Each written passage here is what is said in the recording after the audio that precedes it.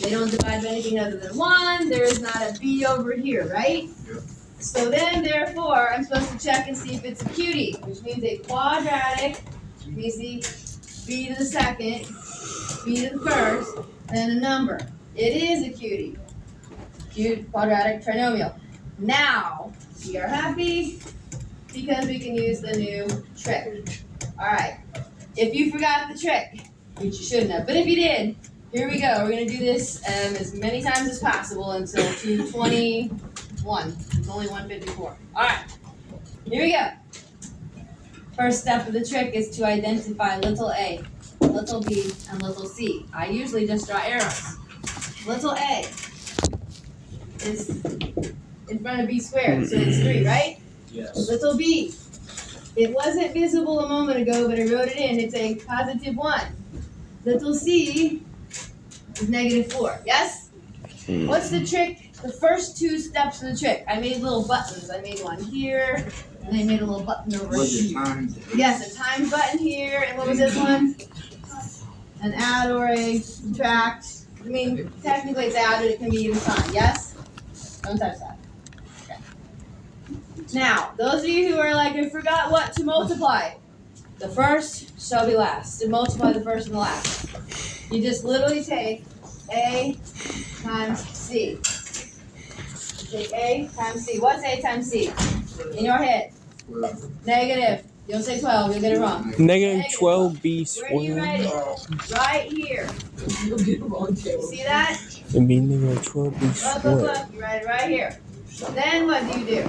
Add Over here you the say they have to add or subtract 2. What's the only other number? It's above my head probably. positive 1b. 1. It's the only other number, the middle number, the number in front of the b. Do not just write 1. Because if it was negative, you'd have to write negative. It's positive 1. Yes? What's the little 3-letter word I had you write in the middle?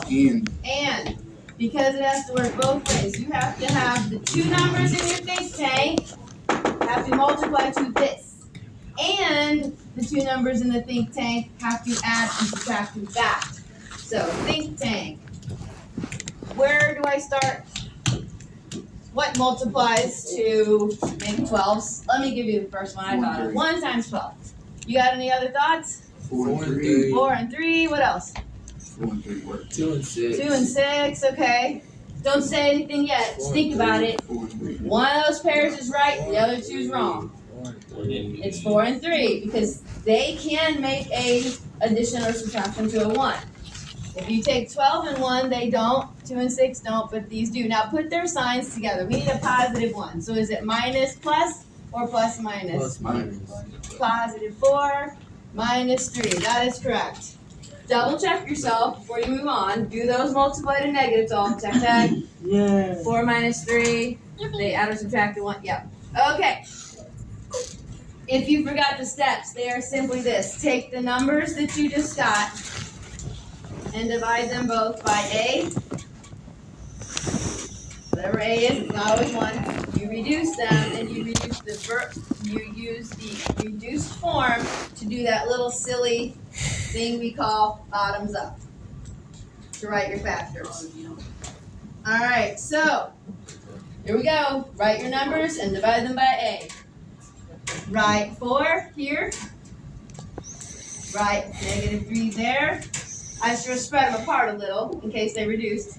Divide them by A. What's A? 3. Does 4/3 reduce? No. No. So this is bottoms up. It's a B. 3B plus 4. That's your first factor. That's the trick. Okay, negative 3 over 3. Does that reduce? You better say yes. Yes, to negative 1 over 1. They both divide by 3, so negative 1 over 1. So cross this guy off. Use the one on the right. Put the B in the bottom, and we're bottoms up. So it's 1B minus 1. Okay, now I don't have time to actually show you this. Look please. This is like somebody said, hey, that's the area of some flag or something. And I want to know what the dimensions were. They just mean factoring. We just did And so you'd be like, oh, the length is this,